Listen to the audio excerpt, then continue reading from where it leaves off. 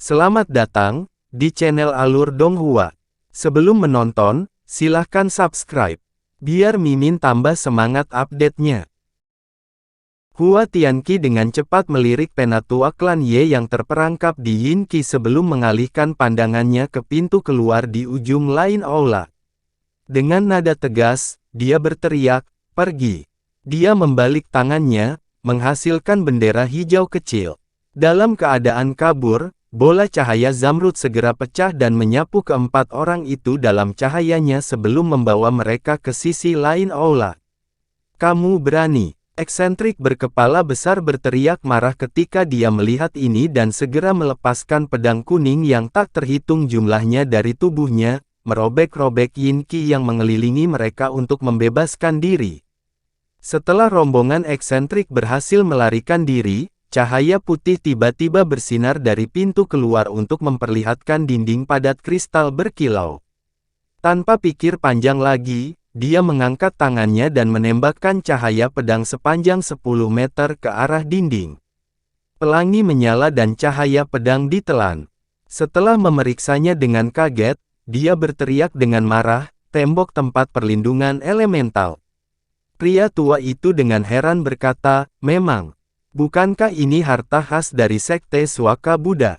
Bagaimana itu bisa jatuh ke tangan mereka? Ah ya, konon mereka memiliki semacam hubungan. Bagaimanapun, mereka berdua adalah kekuatan besar di wilayah ini. Harta karun itu cukup terkenal." Iblis penatua mengerutkan kening. Orang eksentrik itu menatap dinding dengan kulit pucat, sungguh merepotkan. Dari betapa cerobohnya mereka bertindak, tampaknya benar-benar ada harta karun roh ilahi di bawahnya. Penatua iblis dengan dingin tertawa, "Kakak Ye tidak perlu terlalu cemas. Untung mereka turun dulu. Harta itu bahkan mungkin tidak ada di lantai berikutnya dan monster yang dipenjara di sana pasti lebih mematikan. Mereka hanya ada masalah untuk bergegas maju. Mari kita berurusan dengan tembok setelah kita membereskan Raja Hantu ini." Setelah beberapa pemikiran, orang eksentrik itu santai dan tersenyum, kata-kata Kakak Han masuk akal. "Aku terlalu mengkhawatirkan harta karun itu." Dengan mengatakan itu, kilatan dingin melintas dari matanya ketika dia mengalihkan perhatiannya ke Raja Hantu yang ditekan oleh garpu rumput perak. Di sisi lain dinding kristal, Hua Tianqi menghela nafas panjang. Salah satu tetua sekte segera menggerutu, "Senior Hua, itu terlalu berbahaya. Meskipun elemental Sanctuary Wall akan macet untuk beberapa waktu, saya khawatir kami telah melakukan pelanggaran besar. Bagaimana kita akan berurusan dengan mereka di masa depan?" Hua Tianqi melirik saudara juniornya yang ketakutan dan dengan cemberut berkata, "Kamu masih berpikir bahwa kita bisa hidup berdampingan secara damai dengan klan Ye? Ye Yueseng berpura-pura mati di masa lalu untuk menghindari eksekusi dari 10 sekte besar. Apalagi menyinggung mereka, sekarang kita sudah bertemu, mereka tidak akan meninggalkan kita. Dan karena harta ini adalah obsesi pendiri sekte kami, itu tidak mungkin apapun selain harta karun roh ilahi yang legendaris. Apa yang perlu ditakuti dengan sedikit bahaya?" Tetua sekte lain dengan ketakutan bertanya, "Jika itu benar-benar sesuatu yang menantang surga seperti itu, kita harus berani mengambil risiko. Namun, Ye Yueseng dan yang lainnya akan menjaga di luar. Bahkan jika kita berhasil mendapatkannya, bagaimana kita akan pergi?" Hua Tianqi terkekeh, "Apakah menurutmu aku akan mengambil risiko tanpa rencana? Sebelum kami datang, saya membawa Poison Dragon Pearl. Saya akan menelan mutiara dan memiliki kekuatan untuk bersaing dengan kultivator jiwa baru lahir terlambat untuk waktu yang singkat. Seharusnya tidak ada masalah untuk kabur. Jadi saudara senior telah membuat persiapan. Dalam hal ini, kita tidak perlu khawatir." Tiga lainnya santai. "Sayang sekali junior Yuan tidak ada di sini. Maka kita tidak perlu menggunakan mutiara untuk melawan mereka."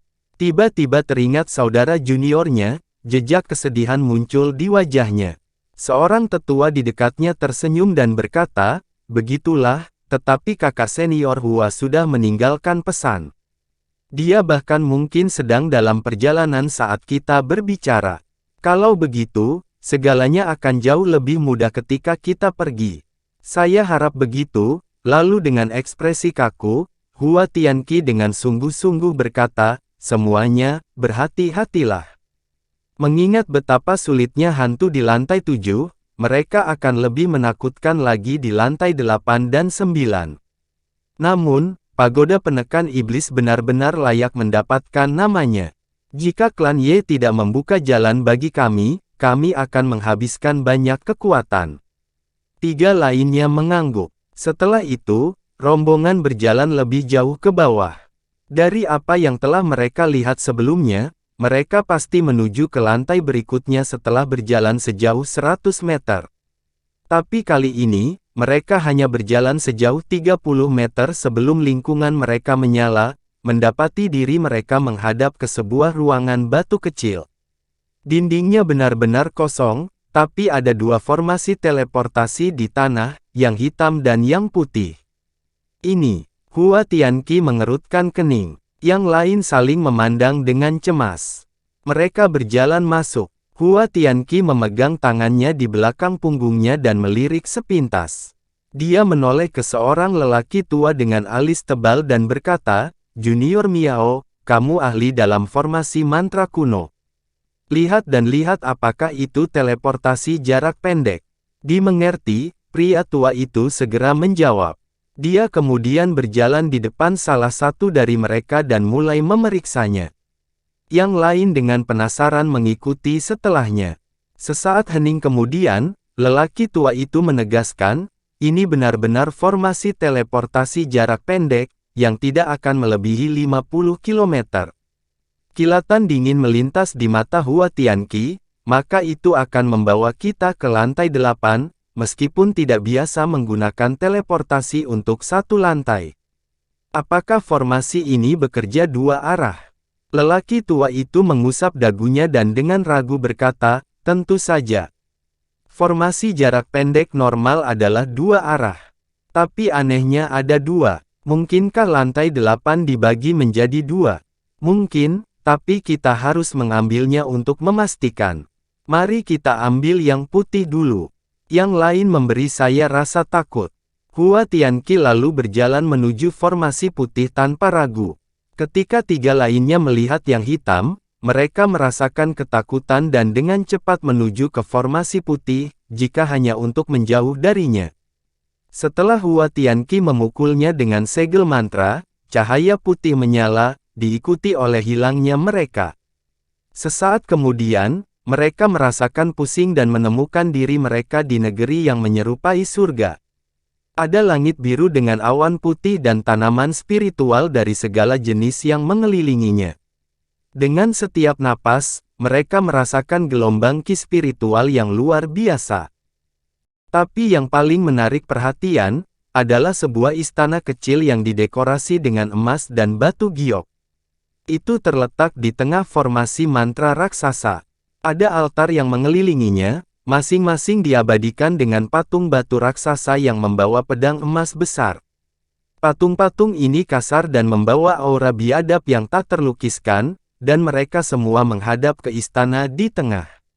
Adegan itu sangat aneh sehingga Hua Tianqi bingung harus berkata apa. Han Li saat ini sedang berdiri di alun-alun batu giok putih, menghadapi sekelompok kultivator yang sedang meliriknya dengan kebencian yang tak henti-hentinya.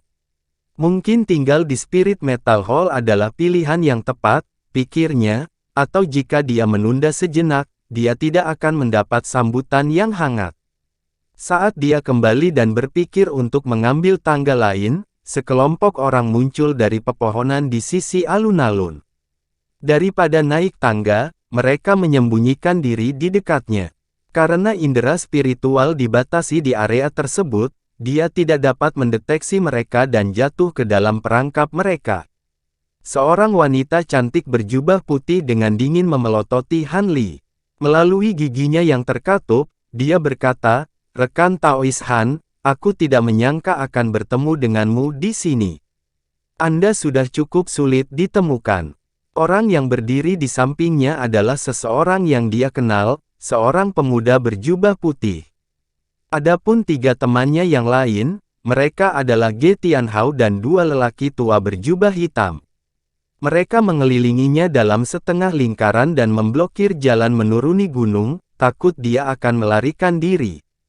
Han Li menghela nafas. Dia mengingat alat pendeteksi yang dia buat khusus untuk menghindarinya, tetapi sekarang setelah beberapa tahun berlalu, alat itu telah kehilangan keampuhannya.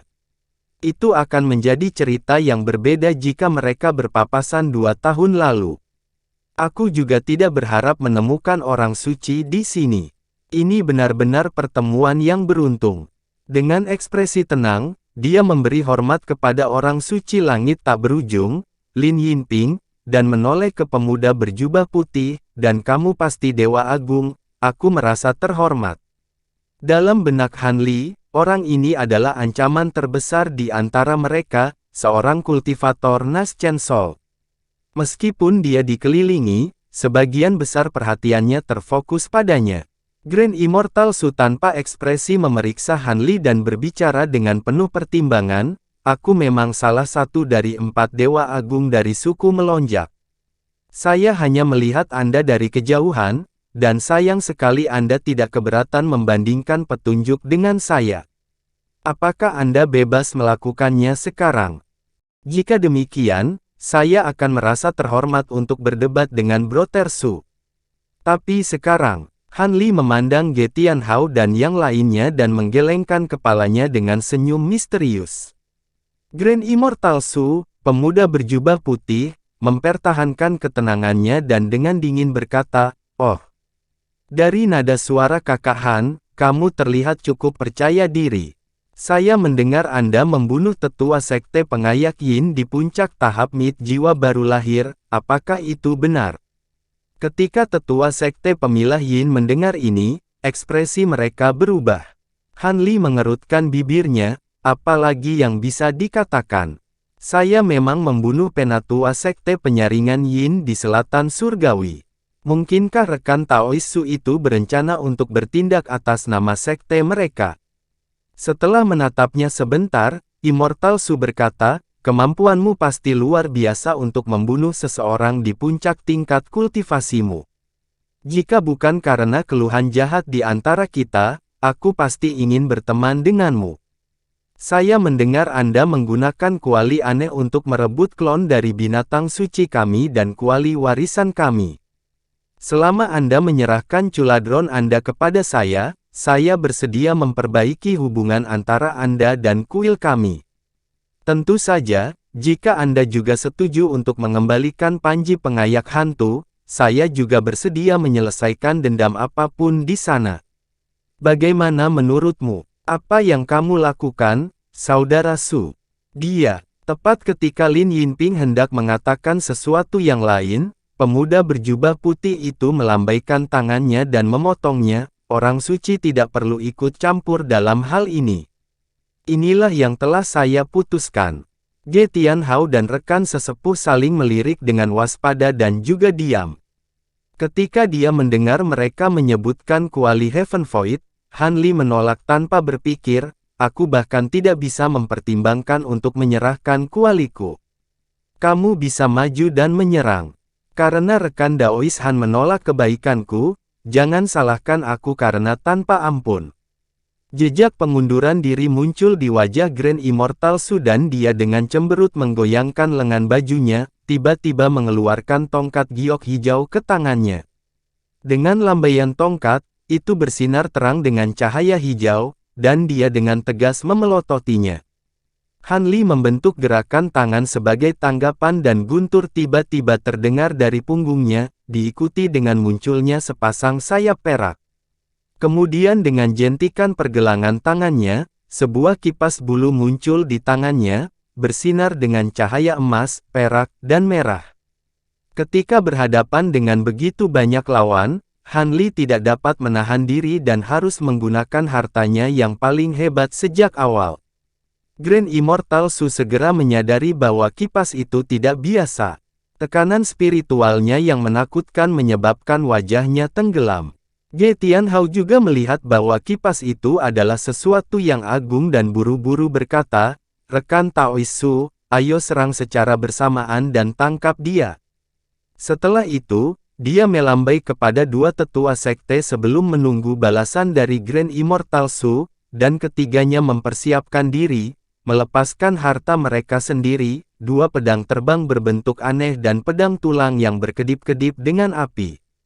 Dengan perubahan ekspresi, Lin Yinping melambaikan lengan bajunya dan memanggil kain dengan selempang sutera perak bersulam ke tangannya. Grand Immortal Su mengerutkan kening ketika dia melihat ini dan diam-diam menatap kipas Triflame Han Li. Dalam sekejap mata, kelimanya bersiap dengan serangan gabungan.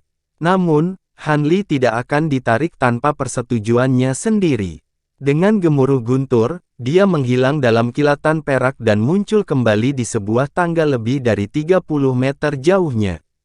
Ketika mereka melihat ini, Ketua Sekte Pengayak Yin segera berangkat sebagai dua garis biru dan garis hijau, diikuti oleh kumpulan benang perak yang memenuhi udara dari Lin Yinping. Namun, Grand Immortal Su sudah berada di depan mereka. Jubahnya dengan tenang mengacak-acak saat dia muncul lebih dari 30 meter di depan, tidak lebih lambat dari gerakan kilat Han Li. Tongkat batu giok di tangannya menjadi kabur dan melepaskan binatang dengan kepala kuda dan tubuh ular dalam sekejap hijau. Han Li menghela nafas dan ekspresinya tiba-tiba menjadi dingin saat dia melambaikan kipas ke arah mereka. Teriakan agung membumbung tinggi di langit, dan burung phoenix muncul dari kipas dalam semburan emas, perak, dan merah. Itu membuka sayapnya dan menyerang ke depan dengan ganas. Sebuah ledakan besar meletus. Lingkaran cerah dari karakter jimat tiga warna muncul, memenuhi alun-alun dengan cahaya lembut dan tekanan yang sangat menyesakkan. Di hadapannya, Grand Immortal Su bergumam, "Buruk," sebelum melambaikan tongkatnya di depannya. Makhluk aneh itu segera melesat keluar dan berputar-putar di sekelilingnya, menghasilkan penghalang berwarna hijau. Kedua pedang terbang dan pedang tulang itu terlalu lambat dan ditarik ke dalam lingkaran cahaya. Rentetan padat benang perak yang dihasilkan Lin Yinping dari kain sulamannya segera larut juga saat bersentuhan. Namun, itu tidak berhenti di situ, mundur sesaat sebelum mengembang dengan keras dalam sekejap, menghancurkan hampir separuh alun-alun dalam pancarannya yang cemerlang sebelum melelehkan batu giok putih. Kekuatan dan aura seperti itu hanya bisa digambarkan sebagai penghancur dunia. Han Li mengabaikan ini karena dia tidak punya niat lagi untuk tinggal. Dengan kepakan sayapnya, dia menaiki tangga dalam beberapa kilatan kilat perak. Sepanjang jalan, dia mengeluarkan botol kecil dan menuangkan setetes miriat spirit milk ke mulutnya. Meskipun kekuatan kipas Triflame mencengangkan, dia tidak percaya bahwa satu serangan dapat memusnahkan mereka semua. Dia memperhitungkan bahwa dia akan membuat mereka tidak siap dan menyebabkan mereka sedikit menderita. Karena dia kalah jumlah, dia berencana menghindari mereka untuk saat ini. Kebetulan, tangga terdekat ke Han Li adalah yang menuju ke Balai Kunwu. Dia merasa agak khawatir dengan ini, tapi tidak ada banyak pilihan. Meskipun Old Devil kian ada di depannya, selama dia mendapat dukungan dari batasan dan fitur gunung, dia pasti bisa menyingkirkan para pengejarnya. Dia kemudian dengan cepat berjalan ke puncak tangga. Tiga warna yang besar hanya bertahan sesaat sebelum benar-benar memudar. Kelompok itu semuanya telah didorong ke tepi alun-alun dan menjadi lebih buruk karena kelelahan. Ge Tianhao, khususnya, membuat pemandangan yang menyedihkan. Meskipun pedang tulang itu bukan harta sihir terikatnya, dia telah menghabiskan banyak upaya untuk menyempurnakannya dan terhubung dengan indera spiritualnya. Akibatnya, jiwanya terluka saat pedang itu hancur, meski berhasil lolos dari jangkauan pengaruh serangan. Namun meski begitu, kekuatan itu masih menyapu dirinya dan segera menyebarkan cahaya pelindungnya, menghanguskan lengannya menjadi hitam. Adapun sesama tetua sekte, mereka agak lebih baik. Mereka dengan cepat memutuskan hubungan mental dengan pedang terbang ketika mereka melihat ada sesuatu yang salah. Dengan demikian, mereka benar-benar aman dari serangan selain dari rambut dan pakaian yang terbakar. Lin Yinping telah berdiri paling jauh, dan kain sulamannya tidak mengalami banyak kerusakan selain kehilangan ki spiritual. Selain itu, perisai hitam besar telah muncul di depannya, benar-benar menghalangi pandangannya. Adapun Grand Immortal Su, dia adalah yang paling dekat, tetapi penghalang yang dibuat oleh tongkat hijaunya memungkinkan dia untuk melarikan diri dari ledakan itu tanpa cedera. Namun, pemuda itu menunjukkan ekspresi yang tidak sedap dipandang saat dia melihat kekacauan yang dia pegang erat-erat di tangannya. Harta karun itu retak dan mengeluarkan cincin yang tajam sebelum pecah menjadi pecahan yang berkilauan. Tongkat itu benar-benar dihancurkan oleh kipas 3 warna sebelum bisa menunjukkan kekuatannya yang sebenarnya. Hanya apa kipas itu? Mungkinkah itu harta karun roh ilahi? Saat Ge Tianhao berbicara dengan sangat waspada, dia mengeluarkan salep untuk lengannya yang terluka. Adapun 2 pria tua berjubah hitam, kulit mereka pucat karena gentar. Grand Immortal Su menatap tangga jauh dengan ekspresi kabur dan mendengus, "Saya khawatir Anda tidak akan hidup jika itu." Itu pasti replika. Dengan harta itu di tangannya, tak heran dia begitu tenang saat menghadapi kita. Ge Tianhao dengan heran berkata, "Itu adalah kekuatan replika." Grand Immortal Su bertanya, "Apa yang aneh? Ini harus diharapkan." Seorang lelaki tua berjubah hitam berkata dengan mata ragu, "Dengan harta yang begitu kuat, dia akan jauh lebih menyusahkan daripada yang kita perkirakan. Haruskah kita melanjutkan pengejaran kita?" Jelas kekuatan kipas telah mengguncangnya. Grand Immortal Su dengan tenang menjawab, "Rekan Taois, santai. Mengingat betapa kuatnya kipas itu pasti menghabiskan banyak kekuatan sihir. Itu sebabnya dia melarikan diri. Selama kita mengejar sebelum kekuatan sihirnya untuk pulih, dia tidak akan bisa menggunakannya lagi. Ini adalah kesempatan utama untuk membunuhnya." Kemudian, dia menamparkan kantong di pinggangnya, melepaskan Kean Spirit Peacock dalam cahaya pelangi. Dia menghela nafas dalam-dalam dan dengan dingin berteriak, "Kita naik gunung." Jika dia kabur, masalahnya tidak akan ada habisnya. Dia kemudian memimpin jalan dengan burung merak pelangi terbang mengejarnya.